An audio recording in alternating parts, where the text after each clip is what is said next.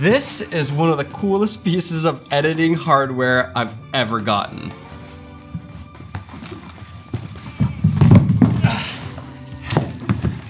And I got it because I'm switching to Davinci Resolve. Let me tell you why. I think you probably should too. This thing is so sick. It's like professional color grading tools, so you can color grade fast and more professionally. I've always wanted one of these, but I just didn't color grade enough or work in Davinci enough to justify it. But now we're going full on in. And let me give you a little bit of a history of my editing program. So the very first program that I ever edited on was Final Cut Pro 7, I think it was, back in the day, where it was more like Premiere. I'm pretty sure I had a pirated copy of that.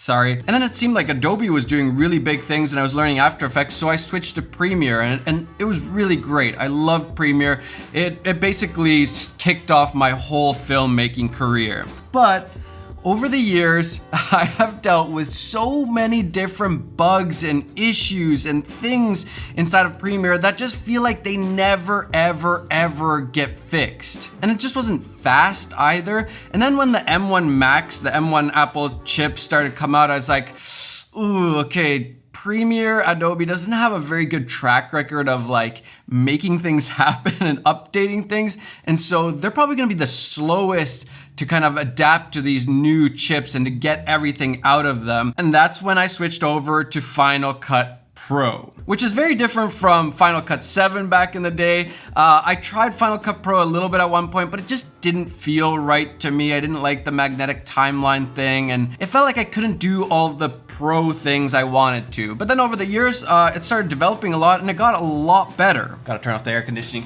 for your guys' sound. Might as well turn these on too, right? Wait for the fan.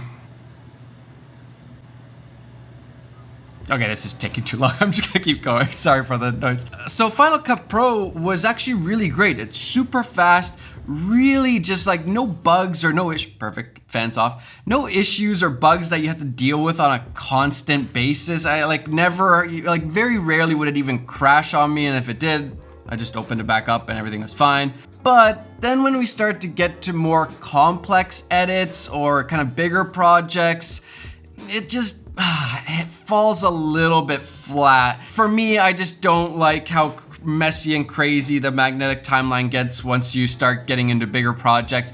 And then the biggest thing for me is just the color grading tools aren't that great. They're okay, they're usable, they're just not that great.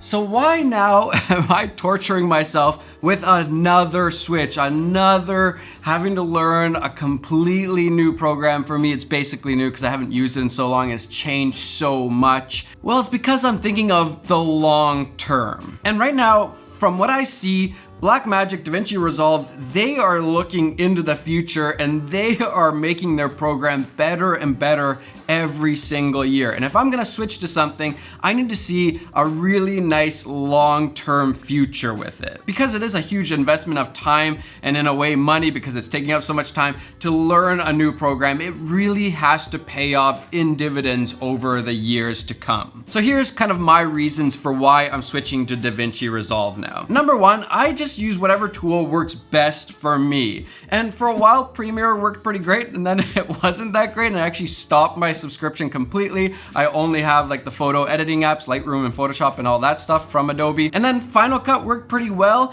and now we're moving into this new phase of doing kind of like higher quality work, and that's where Final Cut, I feel like, doesn't do that well. And so we're moving on to Davinci, which didn't used to be that great. It was just a color grading editing program, and then they kind of started introducing other stuff, and now it's a full-on editing powerhouse. You can do motion graphics, sound effects, and sound design, and have by far the best color grading tools there are out there right now. Final Cut Pro, I don't really see changing too much. It's not Apple's priority. It's not their like main thing, and so it's gonna just slowly progress. And Premiere, I don't know what they're doing. And I say that knowing that it probably means I'm not gonna be able to do like brand deals with Adobe because I'm saying these things, but it's the truth. I don't understand how it feels like it's getting worse with time. More features, but just worse. Number two, from what I've seen, Resolve is fairly fast and bug-free.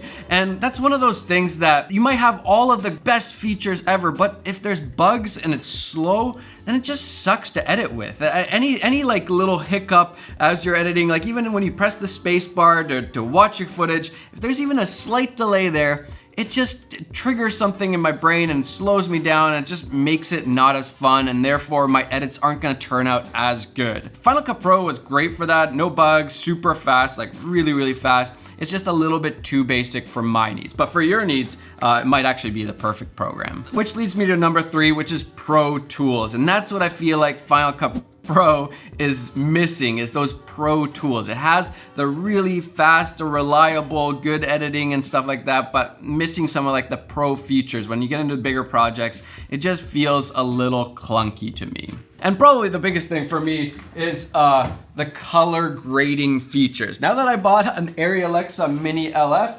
I feel like I need to really pay attention to color grading, whereas a lot of the videos on my channel, it's more about telling the story and getting it out there versus making the colors perfect. I color grade it, but I don't spend hours and hours grading any of these kind of normal videos.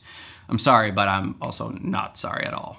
Moving into this next phase of making higher quality production things, projects, short films, feature films. I'm probably not gonna be editing the feature films, but even just the doc series that I wanna produce, the Being series, we're bringing it back. We're gonna make that like Netflix quality. Hold me to that. I definitely want to work with other professionals, but I also want to know what I'm doing myself. I'm constantly trying to learn and innovate myself and not fall behind, which I feel like I probably have been falling behind a little bit over the last couple of years, just because I've been pushing so hard in YouTube and teaching and giving you guys this content that, of course, you know, me learning and progressing is gonna be a little bit less than when I was freelancing, and that's all I was focusing on, was just becoming the best DP. And that's kind of what I want to get back to. I haven't felt this excited about filmmaking in so long, and I'm just like eating up all of the cool videos out there nowadays with cinematographers and all these podcasts and all of this stuff, and just